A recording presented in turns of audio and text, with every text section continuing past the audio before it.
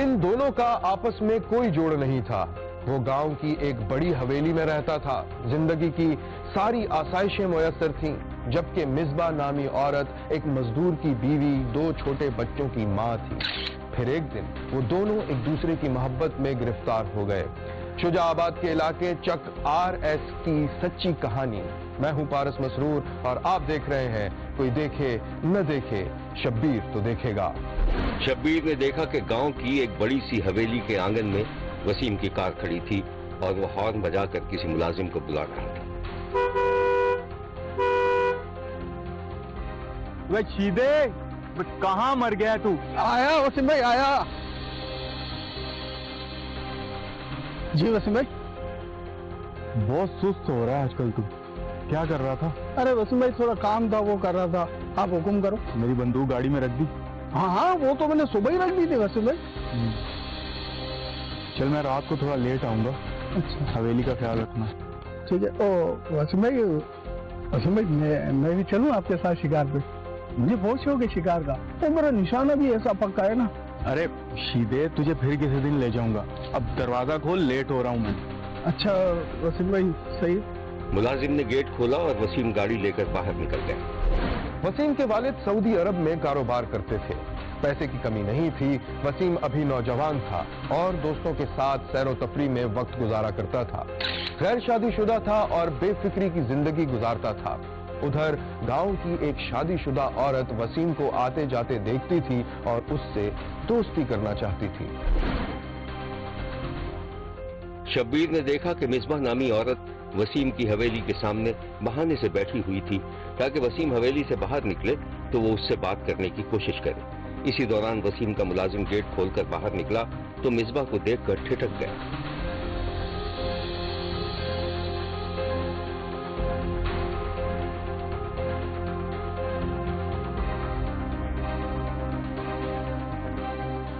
कौन है भाई? क्या कर रही है यहाँ? मैं इसी गांव की हूँ, मेहनत मजदूरी करती हूँ। और तुम्हारी नौकरानी है घर पे? तुम्हारे मालिक ही मुझे जानते हैं। कहाँ है वो? वो तो चले गए शिकार पे। अच्छा, मुझे उनसे कुछ काम था। चलो जब आएंगे तो फिर बात करेंगे। अरे नहीं, मुझे बता दो ना क्या काम है। नहीं, वो आएंगे तो उन्हीं से बात करूंगी। अच्छा देखो, वसीम भाई बहुत नाराज होते हैं। यहाँ पे ना बैठो, आप यहाँ से जाओ। चलो अपना काम करो, जब वो आएंगे फिर उनको बता देना। चले जाओ भाई, क्या देख रही हो? मिसबा उठकर चली गई। उधर शब्बीर ने देखा कि वसीम अपने चंद दोस्तों के साथ जंगल में शिकार खेल रहा था। 2-3 गाड़ियां खड़ी हुई थी और वसीम थके हारे कदमों से वापस आ रहा था। हाथ में बंदूक थी। गाड़ी कितने करी? चल गाड़ी भी आ गई अपनी। सही। क्या यार, सुबह सुबह किसका मुंह देख लिया? एक शिकार भी हत्थे नहीं चढ़ा। अरे भाई बेटा, हम जहाँ से गुजरते हैं ना, वहाँ परिंदा भी पर नहीं मारता कोई। देख रहा है अरशद, शुरू हो गई इसकी शायरी फिर से। अब बस बहुत भूख लग रही है, कुछ खाने का बंदोबस्त करो यार। अबे वसीम, बस करते हैं ना खाने का बंदोबस्त। यार एक बात बता, तेरे गांव में तू बता रहा था एक लड़की है, तो उस पर बड़ी फिदा है, हमसे भी मिलवा उसको। नहीं भाई, मुझे नहीं पता, बस वो मेरी जमीनों पे काम करती है। मैं नहीं जानता कोई नाम वाम उसका। हाँ भाई बता, दिखने में कैसी है? अरे मुझे नहीं पता भाई, वो कैसी है कैसी नहीं है। हमसे भी मिलवा दे। देख भाई अरशद, एजेंट हूं ना मैं। कैसी फजूल की बातें करता है यार तू। अब छोड़ इन बातों को। अबे ये बता, घर किस मुंह से जाएंगे? शिकार तो कुछ किया नहीं। तो एक काम कर लेते हैं ना, बाजार से मछली खरीद लेंगे और बोलेंगे बस यही शिकार लगा है आज। चलो फिर यही करते हैं। चल चल आया, भूख लग रही है, आजा यार। खाने की बहुत भूख लग रही है भाई मुझे। शब्बीर ने देखा कि कुछ ही देर में गाड़ियां रवाना हो गई। वसीम जब गांव में दाखिल हुआ तो उसकी हवेली के सामने मिसबा मौजूद थी।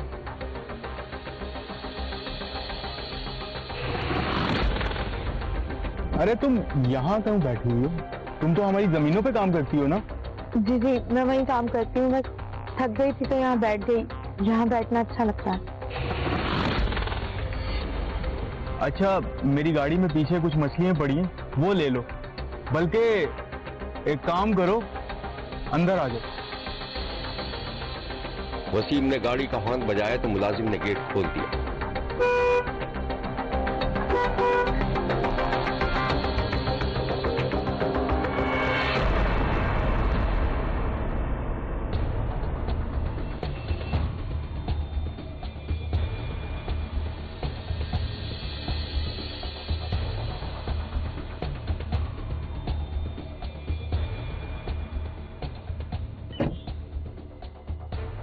क्या नाम बताया था तुमने अपना? मिसबा। शीदे, पीछे शिकार की मछली पड़ी है, वो इसको दे दे। ठीक है सुबह। मछली पकानी आती है तुम्हें? जी जी आती है। अब मेरे से घर चले ना, मैं तल के खिलाती हूँ। और तुम्हारे घर वाले? मेरे घर तो बस मेरा शौहर होता है, वो कुछ नहीं बोलेगा, वैसे भी देर से आता है।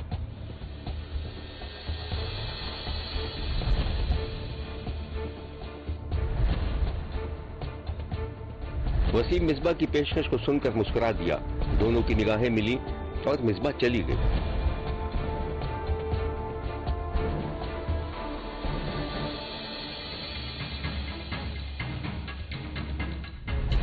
शीदा अपने मालिक को मानी खेज निगाहों से देख रहा था और वसीम ने जब उसे घूरा तो वो सर झुकाकर खामोशी से चला गया।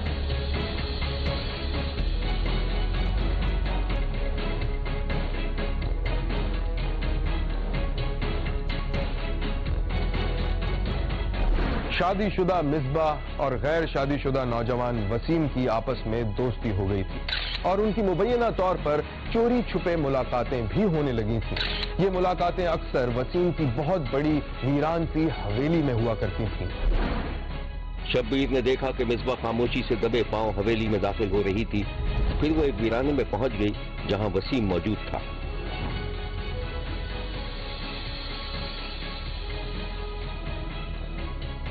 शीदे ने देखा तो नहीं? नहीं, वो गेट खुला हुआ था। हाँ, मैंने ही खोला था। अच्छा, ये बता के कैसी लग रही हूँ? अरे क्या बताऊं, मेरे तो दिलो दिमाग पे तुम ही छाई हुई हो। अच्छा ये बताओ, तुम्हारे शोहर को तो पता नहीं चला? नहीं, अभी तक तो नहीं पता चला। पर तूने शादी का क्या सोचा है? तुम पागल हो? तुम्हारा शोहर है, बच्चे हैं। यहां लेते हैं एक छोटा सा ब्रेक। कहीं जाइएगा नहीं, हमारे साथ रहिएगा, क्योंकि कोई देखे न देखे, शब्बीर तो देखेगा। शीदे ने देखा तो नहीं? नहीं, वो गेट खुला हुआ था। हाँ, मैंने ही खोला था। अच्छा, ये बता के कैसी लग रही हूँ? अरे क्या बताऊं, मेरे तो दिलो दिमाग पे तुम ही छाई हुई हो। अच्छा ये बताओ, तुम्हारे शोहर को तो पता नहीं चला? नहीं, अभी तक तो नहीं पता चला। पर तूने शादी का क्या सोचा है? तुम पागल हो? तुम्हारा शोहर है, बच्चे हैं। छोड़ दूंगी उनको। अच्छा इस वक्त मूड खराब मत करो। तुम ये बताओ, तुम्हें मैं कैसा लग रहा हूँ और मेरा साथ कैसा लग रहा है? बस मैं इतना जानती हूँ कि अब मैं तुम्हारी हूँ। अच्छा सुनो, तुमने वो वीडियो बनाई थी ना, वो डिलीट कर दो। कोई देख लेगा तो हंगामा हो जाएगा। अरे कौन सी वीडियो? अच्छा वो, अरे उसमें कौन सी ऐसी वैसी बातें? हम तो जस्ट बैठे हुए हैं, वो बातें कर रहे हैं। लेकिन फिर भी तुम डिलीट कर दो उसे। अच्छा ठीक है बाबा, कर दूंगा। बस इसलिए सेव की थी कि तुम्हारी याद आएगी तो उसे देख लिया करूंगा। मैं कौन सा भागी जा रही हूँ? तुम डिलीट कर दो। लो अभी कर देता हूँ। ओ, फोन की बैटरी खत्म हो गई। अच्छा तुम परेशान मत हो, मैं कर दूंगा। एक बात बताऊं, मैं बहुत परेशान हूं। क्या हुआ? अब्बा सऊदी अरब ले जाना चाह रहे हैं और वीजा भी लगा दिया, लेकिन तुम्हें छोड़ के जाने का मेरा दिल नहीं है। मैं जाने भी नहीं दूंगी तुम्हें। मैं मर जाऊंगी तुम्हारे बगैर यहाँ। अरे तो मैं कौन सा जाना चाह रहा हूँ, कोई भी बहाना कर दूंगा। अच्छा बात सुनो, अब तुम निकलो यहाँ से, अब्बा के आने का वक्त हो गया है। और हाँ, ख्याल से जाना।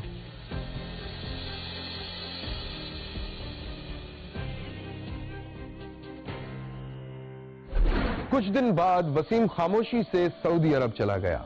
कुछ दिनों तक मिसबा से राब्ता रखा, फिर ये सिलसिला भी खत्म हो गया। मिसबा को सारी फिक्र ये थी कि वसीम के पास उसकी कोई वीडियो मौजूद थी जिसके वायरल होने का खौफ मिसबा को खाए जा रहा था। फिर एक दिन उसने अपने रमजान नामी कजन को एतमाद में ले लिया और उसकी मदद तलब की। मुबैना तौर पर रमजान नामी कजन ने उस काम के मुआवजे के तौर पर मिसबा से ताल्लुकात की पीने बढ़ाना शुरू कर दी थी। शब्बीर ने देखा कि मिसबा और उसका मुबैना दूसरा आशना रमजान कहीं तन्हाई में बैठे हुए थे। अरे तुम परवाह क्यों करती हो? मैंने तुमसे कह दिया ना कि मैं वो वीडियो डिलीट करवा दूंगा। वैसे बात सुनो, आखिर उसमें ऐसा क्या था जो तुम इतना परेशान हो? तुम बार बार पूछ के मुझे जलील क्यों कर रहे हो? बस वो मैं थोड़ा जज्बात में आ गई थी और उसने वीडियो बना ली। वैसे तुम हो ही ऐसी कि तुम्हें कोई भी देख के ना अपने होश और हवास खो देगा। अब तुम्हें क्या मालूम, जब मैं तुमसे मिलता हूँ तो मैं अपने जज्बात पर किस तरह काबू पाता हूँ ये मैं ही जानता हूँ। ये सब छोड़ो, ये बताओ कि वीडियो कैसे डिलीट होगी? अब तो वो रास्ते में भी नहीं है। तुम परवाह मत करो ना, मैंने तुम्हें कह दिया ना कि ये अब मेरा काम है उस वीडियो को डिलीट करवाना।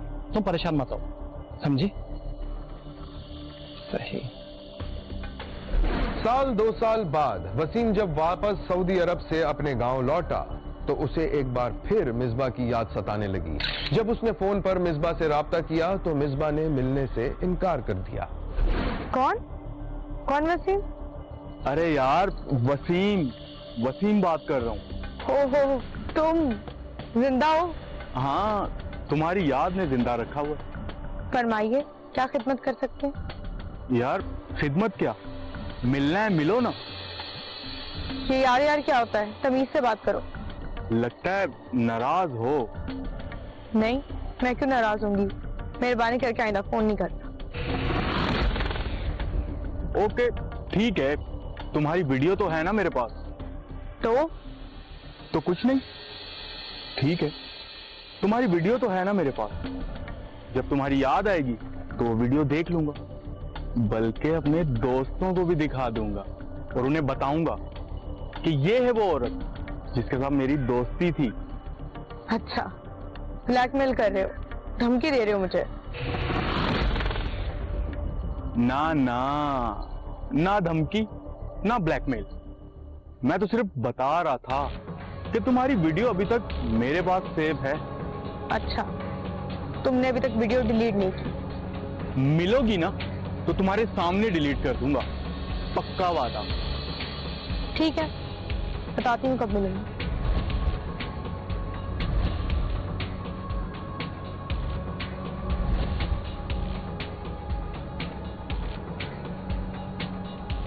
मिसबा को यकीन हो गया था कि वसीम वीडियो डिलीट नहीं करेगा और उसे ब्लैकमेल करता रहेगा। मिसबा ने अपने मुबैना आशना से मिलकर वसीम को एक वीरान जगह बुलाने का मंसूबा बनाया। शब्बीर ने देखा कि वसीम एक वीरान जगह पर खड़ा मिसबा को कॉल कर रहा था कि इस दौरान मिसबा का मुबैना आशना रमजान अपने एक साथी के साथ मोटरसाइकिल पर आया और आते ही वसीम से फोन छीनने की कोशिश करने लगा। चलो मोबाइल दे, मैं कर मोबाइल दे। कौन है तू? नहीं दूंगा मोबाइल। यहां लेते हैं एक छोटा सा ब्रेक। कहीं जाइएगा नहीं, हमारे साथ रहिएगा, क्योंकि कोई देखे न देखे शब्बीर तो देखेगा। शब्बीर ने देखा कि वसीम एक वीरान जगह पर खड़ा मिसबा को कॉल कर रहा था कि इस दौरान मिसबा का मुबैना आशना रमजान अपने एक साथी के साथ मोटरसाइकिल पर आया और आते ही वसीम से फोन छीनने की कोशिश करने लगा।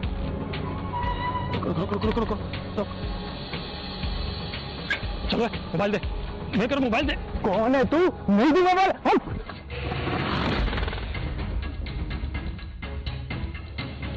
छीना झपटी जारी थी कि वसीम ने रमजान और उसके साथी से खुद को छुड़ाकर भागने की कोशिश की। रमजान और उसके साथी ने कुछ ही दूर जाकर उसे दोबारा दबोच लिया और जब वसीम ने मोबाइल देने से इनकार किया तो उसको गोली मार दी गई। फिर वो दोनों मोबाइल छीनकर फरार होते देखे गए।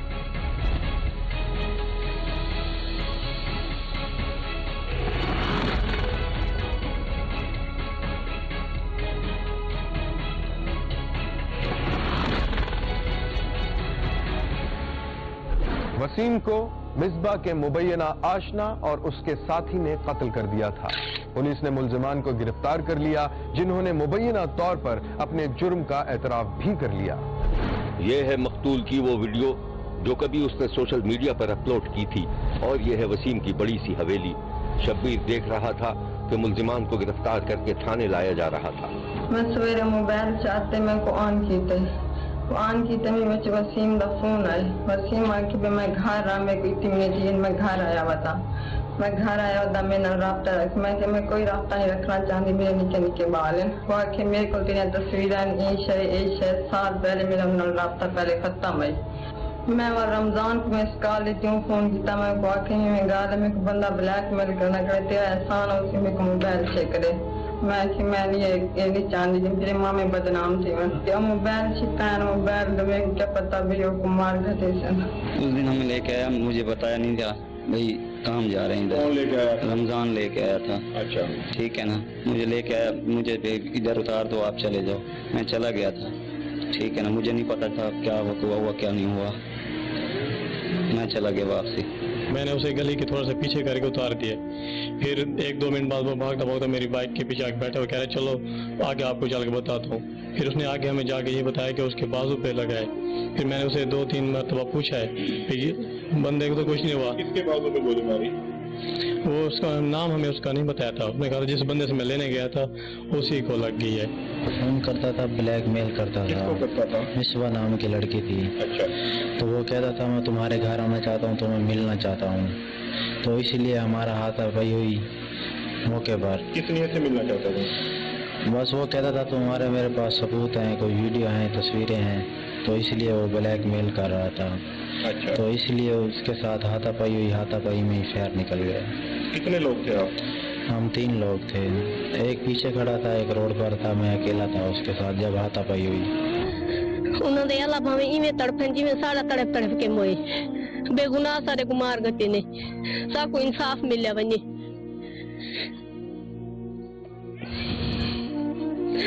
असा बोल नहीं सकते, असा गाल नहीं कर सकते, सारे हाँ कलेजे बाहर निकल पे।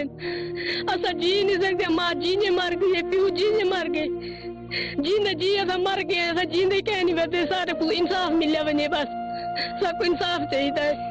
सानल कानून मदद करे, हुकूमत मदद करे, सबको इंसाफ मिलिया वने। 29 को 8:30 बजे उधर टेलीफोन भाई छोटे का पहुंच गया, भाई वसीम को फायर लग गया है। मेरा बेटा जवान बेटा था, 22 साल उम्र थी। इन लोगों ने प्लान बना के उसको कत्ल कर दिया। ये क्या मामला है मुझे किसी बात का इल्म नहीं है। ये बोलते हैं कि लड़की को ब्लैकमेल करता था, ब्लैकमेल करता था। तो थाना हाजिर है, घर आ रहे हाजिर आए, मेरे घर में भाई हैं, बड़े बाप है मेरा, उनको बताते भाई ये तेरा बेटा तंग करता है या कोई ब्लैकमेल ही करता है। बाकी ये झूठ मारते हैं, लड़की को तंग करता है। इन्होंने कोई लेन देन का चक्कर था, पैसे लिए हुए थे मेरे बेटे से। ये सऊदिया में रहता था, मेरे बाद में 15 दिन बाद ये आ गया इधर सऊदिया से। और उसके बाद जो मैं इधर आया, मैं छुट्टी लगा खत्म करके चला गया। 28 तारीख को मैं गया, 29 को इन्होंने फायर मार दिया। पुलिस ने इस केस के बारे में जो कुछ बताया था वो कुछ यूं है। उस एरिया की जियो फेंसिंग करवाई। जियो फेंसिंग के दौरान कुछ सस्पेक्टेड नंबर्स ऐसे हमारे सामने आए, जिनमें कुछ नंबर ऐसे थे कि जो वकूए के वक्त उस वकूए वाली लोकेशन पे एक्टिव भी थे और आपस में कनेक्टेड भी थे। तो उन नंबर्स के ऊपर जब पुलिस ने वर्क किया तो उनमें से कुछ सस्पेक्टेड नंबर फाइनलाइज किए। उन पे काम करने के बाद हमने जब इनिशियली तौर पे 2 बंदों को गिरफ्तार किया, जिनमें एक का नाम उस्मान था और एक का नाम इकराम था। उनको जब हमने गिरफ्तार किया तो उन्होंने इस बात का हमें इंकशाफ किया कि उन्होंने अपने हमारी साथी रमज़ान, जो कि इस टाइम हमारे पास गिरफ्तार है, इसके साथ मिल के मिसबा की मामलत पे रमज़ान के साथ मिलकर उन्होंने मर्डर किया था। जो मेन जो फायर था वो रमज़ान ने मकतूल को मारा था। मरने वाले का नाम वसीम था। मेन जो कातिल था जिसने फायर मारा था उसका नाम रमज़ान है जो हमारे पास गिरफ्तार है। ये भी हमने गिरफ्तार किया है। इससे जो आला कत्ल था, जो पिस्टल था जिससे इसने फायर किया था, वो पिस्टल भी हमने बरामद कर लिया। जिस बाइक पे ये आए थे वो बाइक भी हमने बरामद कर ली है। और उसके बाद इसको जो हमने अब रिमांड लिया है और उसके बाद इसको जुडिशल भिजवा कर केस को जो है वो मजबूत तरीके से हम इसको तैयार करके कोर्ट में प्रेजेंट करेंगे ताकि मुलजिम को इसमें सजा दिलवाई जा सके। इनकी आपस के कुछ लेन देन के मामला थे और दीगर भी कुछ इनके इशूज चल रहे थे, जिसकी वजह से मिसबा ने रमज़ान को और इसके दो दोस्तों को इस्तेमाल करते हुए उसको एक सोची समझी साजिश के तहत वहाँ पे बुलाया और बुलवाने के बाद इनके थ्रू उसको फायर मरवाया। शब्बीर का कहना है कि इश्क के पर्दे में हवस और मुबैना हवसनाकी की ये दास्तान न फर्जी है न ख्याली, बल्कि सच्ची और हकीकी कहानी है जिसका अंजाम इंतहाई अफसोसनाक हुआ। मकतूल के लवाहिकीन का कहना है कि मिसबा ने वसीम से कर्ज लिया हुआ था। वापसी के मुतालबे पर उसने वसीम को अपने मुबैना आशना के जरिए कत्ल करवा दिया था, और ये भी कि मिसबा और वसीम के दरमियान मुबैना ताल्लुकात की दास्तान झूठी है। वसीम एक अच्छे घराने का फर्द था और वो ऐसे किसी चक्कर में नहीं था। देखते रहिए, क्योंकि कोई देखे न देखे, शब्बीर तो देखेगा। क्या आप यकीन करेंगे कि वो जो कभी आदम खोर कबाइल की कहानियां सुनाई जाती थीं, उनमें कुछ न कुछ हकीकत जरूर थी। ये कहानियां ज्यादातर अफ्रीका के नीम वहशी कबाइल के हवाले से बच्चों को सुनाई जाती थीं। शब्बीर ये देखकर दंग रह गया कि मुमलिकत खुदादाद पाकिस्तान में भी कुछ ऐसे गिरोह पाए जाते हैं जिन्हें इंसानी अज़ा की ख्वाहिश बेचैन रखती है। लाहौर में एक 15 साला मेहनतकश बच्चे की ये कहानी भी ऐसे ही कसाई नुमा डॉक्टरों के गिर्द घूमती है। कहीं जाइएगा मत, और सुनने की जरूरत है, खुसूसन उन इदारों के लिए जो मुजरिमों की तलाश में रहते हैं। मैं हूं पारस मसरूर और आप देख रहे हैं कोई देखे न देखे, शब्बीर तो देखेगा। शब्बीर ने एक दिन देखा कि लाहौर के नवाही इलाके में 15 साला मेहनतकश अब्दुल्ला सुबह सवेरे अपनी पीठ पर एक खाली बोरी लिए घर से निकला और मुख्तलिफ होटलों और दुकानों के सामने फेंके गए कचरे से अपने मतलब का सामान चुनने लगा। अब आहिस्ता आहिस्ता सूरज की रोशनी बढ़ रही थी और फिर मार्केट में चहल पहल भी शुरू हो गई। शब्बीर ने देखा कि अब्दुल्ला उस वक्त तक अपनी बोरी भर चुका था और एक होटल के सामने जमीन पर बोरी रखकर बैठा हुआ था। कुछ ही देर में उसके दो साथी अपनी अपनी बोरियों के साथ उसके पास आकर बैठ गए। यार अब्दुल्ला, एक बात तो बता, सरकारी नौकरी करेगा? अबे मुझे कौन देगा सरकारी नौकरी? तो ख्वाब देख लिया है क्या? ख्वाब नहीं देखा। कल शाम को जब हम घर जा रहे थे ना, तो हमारे पास एक इतनी बड़ी गाड़ी आके रुकी थी। दोस्त ने अब्दुल्ला को जो कुछ बताया था वो कुछ यूं था। अब्दुल्ला के दोनों दोस्त पीठ पर बोरी लादे सड़क के किनारे किनारे चल रहे थे। एक कार आकर रुकी और हॉर्न बजाने लगी तो लड़कों ने मुड़कर पीछे देखा था। कितना कमा लेते हो बेटा? हे साहब, बस अल्लाह का शुक्र है, गुजारा हो जाता है। वैसे आपकी पूछ रही है बात, नौकरी करोगे बेटा? अच्छे पैसे मिलेंगे। साहब काम क्या है साहब? पढ़ना लिखना जानते हो? साहब पढ़ना लिखना हमको नहीं आते हैं साहब। आप लोगों को कोई और दोस्त वगैरह हो जो पढ़ा लिखा हो, आपकी उम्र का हो, कोई है कोई? हाँ साहब, अब्दुल्ला ना साहब, हमारे दोस्त है अब्दुल्ला, वो उसको पढ़ा लिखा भी है, उसको लिखना भी आता है। बोलो तो आपकी बात करवाऊँ क्या? वो ठीक है, कल फिर ऐसा करना, उसको लेके आ जाना फिर आप इधर ही, ठीक है ना? तो ये है कि चलो फिर उसे ही मिल लेंगे, आप दोनों भी मिल लेना साथ में, आपसे ही मिल लेंगे, ठीक है? आप एक काम करो, आप ऐसा करो, ये रखो, आप दोनों आधे आधे कर लेना बीच में से, फिर कल मिलते हैं इंशाल्लाह। सही है? ठीक है, ओके। कार वाला दोनों लड़कों को कुछ रकम देकर चला गया। अब्दुल्ला अपने दोस्तों के साथ पेश आने वाले वाक़े को दिलचस्पी से सुन रहा था। 2 मिनट बात की उसने हमारे से और हमारे को 1000 रुपए दिए। हमने उसको कहा कि हमारा एक दोस्त है पढ़ा लिखा, उसको आपसे मिलवाएंगे। क्या वो कोई अच्छा इंसान लगता है? हमें तो पढ़ना लिखना आता नहीं है, नाम तलक नहीं आता।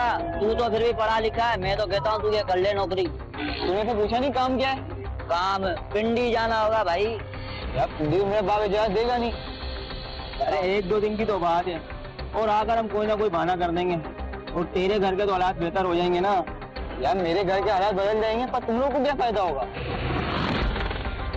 अरे हमारी फिक्र छोड़ दे, उसने हमारे को भी बोला था कि तुम्हारे को तो खर्चा मिलता ही रहेगा। अच्छे पैसे मिलेंगे भाई। अभी तू ज्यादा बातें नहीं कर, अभी तैयारी पकड़, बस निकलने वाली करते हैं हम लोग। चलो भी कल सुबह चलते हैं। हाँ बस चलने वाली करते हैं बस। 15 साला अब्दुल्ला का बाप गुज़िश्ता 20 बरस से लाहौर में मेहनत मजदूरी करके अपने बच्चों का पेट पाल रहा था। अब्दुल्ला घर में सबसे बड़ा था और वो बाप का हाथ बटाने के लिए कचरा चुनता था। अब्दुल्ला दोनों दोस्तों के साथ पिंडी पहुंचा तो हैरत से उसकी आंखें खुली की खुली रह गईं। ये एक आरामदेह होटल का कमरा था जिसमें अब्दुल्ला और उसके दोनों साथी मौजूद थे। टेबल पर सलीके से नाश्ता लगा हुआ था। मैंने तुझे कहा था ना कि ये लोग बहुत अच्छे हैं। अभी कुछ डॉक्टर वो लोग आएंगे, तेरी छोटे मोटे टेस्ट करेंगे और तेरी जब रिपोर्ट आएगी तो उसके बाद समझ ले तेरी नौकरी पक्की। लेकिन कौन करे? अरे होते होंगे इनके कोई वो क्या नाम है खून वून के टेस्ट होते होंगे। लेकिन क्यों? अरे वो ये चेक करने के लिए कहीं तेरे अंदर कोई बीमारी तो नहीं है। कुछ देर बाद शब्बीर ने अब्दुल्ला को एक क्लिनिक में देखा जहां उसका वजन नापा जा रहा था, कद काठ का अंदाजा लगाया जा रहा था, ब्लड सैंपल लिया जा रहा था। डॉक्टर उसे चेक कर रहे थे। फिर उसे स्ट्रेचर पर ऑपरेशन रूम की तरफ जाते देखा गया। डॉक्टर साहब मुझे कहाँ ले जा रही है? Operation theatre. पर क्यों? मैं तो बिल्कुल ठीक हूँ। कुछ टेस्ट होंगे आपके, तो कर लीजिए टेस्ट। ठीक है आप चले। इसी दौरान बेहोशी का डॉक्टर भी वहां पहुंच गया। कहाँ रहते हो बेटा? यही पास में। अच्छा, क्या काम करते हो? कचरा चुनता हूँ। अच्छा, कचरा। शब्बीर को अब अंदाजा हो गया था कि ये दरिंदा सिफत डॉक्टरों का कोई मुबैना ग्रुप था जो गरीब बच्चों को या उनके वालिदैन को थोड़े बहुत पैसे का लालच देकर उनका गुर्दा निकाल कर बेच देते थे। डॉक्टर अब्दुल्ला से बातें भी किए जा रहा था और अपना काम भी कर रहा था। फिर डॉक्टर थोड़ा सा झुका और दूसरे ही लम्हे अब्दुल्ला बेहोश हो चुका था। शब्बीर को अब अंदाजा हो गया था कि ये दरिंदा सिफत डॉक्टरों का कोई मुबैना ग्रुप था जो गरीब बच्चों को या उनके वालिदैन को थोड़े बहुत पैसों का लालच देकर उनका गुर्दा निकालकर बेच देते हैं। शब्बीर ने हकायक जानने के लिए इंतजार किया और जब वो लाहौर पहुंचा तो शब्बीर को अब्दुल्ला का बाप दिखाई दिया जो अपने बेटे के लिए परेशान था। साहब आप शब्बीर हैं ना? जी जी बोले। साहब मैं बहुत परेशान हूँ साहब। 26 दिन से मेरा बच्चा लापता है साहब। बहुत जगह पे ढूंढे नहीं मिल रहा सर, मेरी मदद करें। मैं बहुत परेशान हूँ साहब, कुछ करें साहब। बच्चा करता क्या है? कुछ नहीं सर, कचरा कुंडियों से कचरा चुनता है, उसी से गुजारा करते हैं साहब। 26 दिन पहले गया था सर कचरा चुनने, फिर नहीं आया। मैं बहुत परेशान हूँ साहब, मेरी मदद करें साहब। मेरी मदद करें साहब। शब्बीर ने अब्दुल्ला के बाप को सारी मालूमात फराहम कर दी थी और अब्दुल्ला के बाप को जब ये पता चला कि उसके बेटे का गुर्दा निकाल लिया गया था तो उसके पांव के नीचे से जमीन निकल गई। अब मुझे ये बताओ, मैं मजदूरी दिहाड़ी वाला बंदा, मैं इसके इलाज के चक्कर में फिरता रहूँ तो मुझे बताओ मैं अपनी मजदूरी बच्चों के लिए करूँ, क्या करूँ? मुझे बताओ, कितनी महंगाई का दौर है। बस यही मेरा उनसे मुतालबा है कि उनको सजा दी जाए और मेरे साथ इंसाफ हो। सवाल ये है कि ये कौन सा गिरोह है जो इस मुल्क में ये धंधा कर रहा था? इसमें कौन कौन सी माफियाएं शामिल हैं? शब्बीर ने जब पुलिस से राब्ता किया तो शब्बीर को पता चला कि वो भी खुलकर बात करने से कतरा रही थी। जो कुछ पुलिस ने बताया था वो कुछ यूं है। जी, ये जो गैंग ट्रेस हुआ है इसमें हमारे पास जो 6 अरेस्टेड जो अक्यूज्ड हैं उनके अंदर वो लोग शामिल हैं जो कि लेबोरेटरी टेक्नीशियंस हैं, ऑपरेशन थिएटर असिस्टेंट्स हैं, सहूलतकार हैं, यहाँ से विक्टिम्स को अफरादी कुव्वत को जो है वो भिजवाने वालों के अंदर शामिल हैं।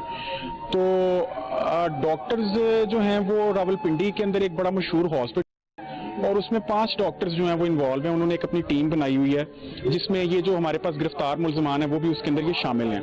अप्रॉक्सीमेटली 70 to 80 जो किडनी ट्रांसप्लांट हैं ये पिछले 6 मंथ्स के पीरियड के अंदर जो है वो ये कर चुके हुए हैं। और इसके साथ साथ कोई तकरीबन 3 से 5 करोड़ रुपए की जो अमाउंट है वो बंदा जिसको गुर्दा लगना होता है ये उससे वसूल कर लेते हैं और आगे फिर मीगर सी अमाउंट जिस विक्टिम को कोई 80,000 कोई लाख रुपया दे के तो ये उससे उसका गुर्दा जो निकाल लेते हैं। शब्बीर ने जब 15 साल अब्दुल्ला को देखा तो बच्चे के चेहरे का रंग उड़ा हुआ था, वो बेबस था, बेआसरा था। मेरे साथ उन्होंने बड़ी ज्यादती की, मेरी किडनी निकाल दी, काम का झांसा दे के।